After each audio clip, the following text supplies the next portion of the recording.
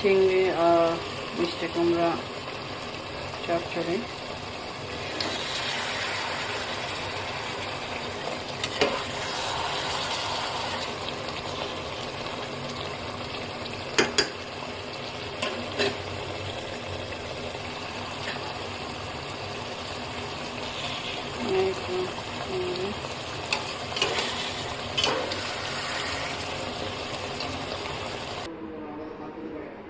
এই তো মিষ্টি কুমড়ো দিয়ে চিংড়ি আমার হয়ে গেছে, বাটিতে তুলেও ফেলেছি। গরম ভাপ উঠছে, দেখতে পাচ্ছেন। কেমন হচ্ছে কমেন্টে জানাবেন। ধন্যবাদ সবাইকে, ভালো থাকবেন, সুস্থ থাকবেন। আসসালামু আলাইকুম।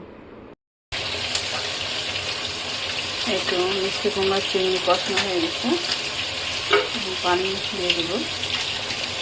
বেশি কষাইনি, এটা চচ্চড়ি যেটা বলে, চিংড়ি মাছ দিয়ে মিষ্টি কুমড়া চচ্চড়ি, সেজন্য বেশি কষাইনি।